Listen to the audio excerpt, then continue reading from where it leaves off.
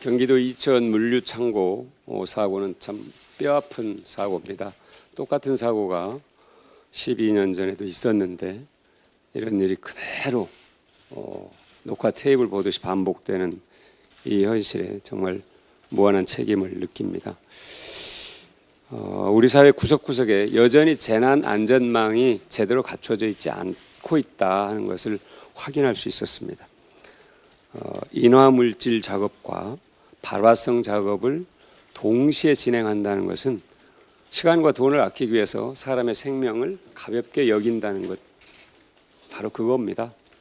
어떻게 사람의 생명을 소중히 여길 수 있도록 우리가 법과 제도를 정비할 것인가, 이것은 더불어민주당과 또 문재인 정부 또 21대 국회가 반드시 해야 될 일이다, 이렇게 생각을 합니다. 고성 산불 사고도 참으로 1년 전에 일어난 것과 거의 같았는데 12시간 만에 진화가 됐습니다. 소방관 또 모든 공직자분들께 감사드립니다. 그리고 지역 주민들께도요. 다행스럽게 인명피해가 없었는데 체계적 진화와 총력 대응이 가능했던 것 가운데, 그 이유 가운데 하나가 소방직 공무원의 국가직 전환도 빼놓을 수 없다, 이런 평가에 저는 주목을 합니다. 우리가 이 두 가지 사고에서 얻는 교훈은 매우 간결하고 명료합니다.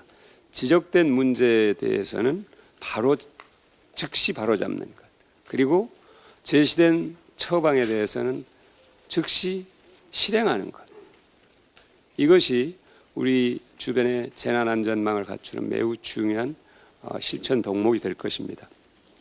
이 두 가지 사례에서 저는 20대 국회가 남아있는 시간 동안 꼭 해야 될 일이 있다고 생각을 합니다. 적어도 세 가지 정도입니다.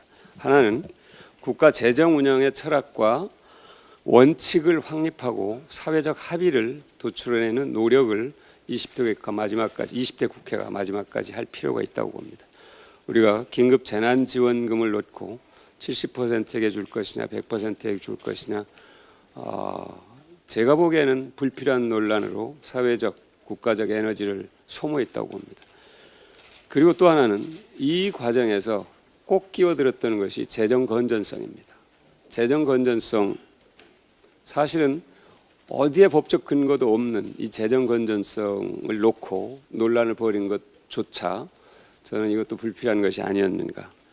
이 재정 건전성 논란이 이런 국가적 위기 때 등장해서 그것을 위기를 극복하는 수단과 방법을 우리가 마련하는데 장애 요소로 이용된다면 그것은 대단히 불행한 일이 될 것이라고 봅니다.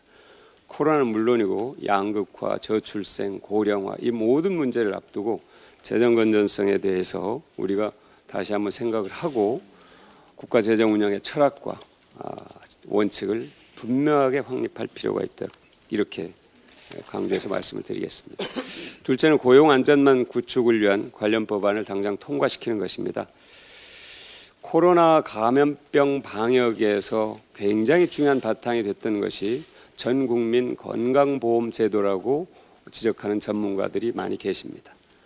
코로나 경제 위기 극복에 성공하기 위해서 꼭 필요한 것이 전 국민 고용보험 제도라고 생각합니다. 이 전 국민 고용보험 제도, 그리고 한국형 실업보조제도인 국민취업지원제도 법안은 당장 이번 국회에서도 처리할 수 있을 겁니다. 셋째는 N번방 후속 입법입니다. 일부 진전이 있었습니다만 이제 시작 단계입니다. 꼭 강조하고 싶은 것은 온라인 사업자에게 사회적 책임을 부여해야 한다는 것입니다. N번방과 같이 온라인에서 이루어지는 조직적인 범죄를 예방하기 위해서 디지털 범죄단체 조직체를 신설해야 한다는 것입니다. 그리고 피해자가 가해자뿐만 아니라 온라인 사업자에게도 징벌적 손해배상을 청구할 수 있는 규정을 마련해야 한다는 것입니다. 이런 것들이 이루어져야 실질적으로 N번방과 같은 디지털 성범죄를 근본부터 뿌리 뽑는 그런 장치가 될 것으로 믿습니다. 이상입니다.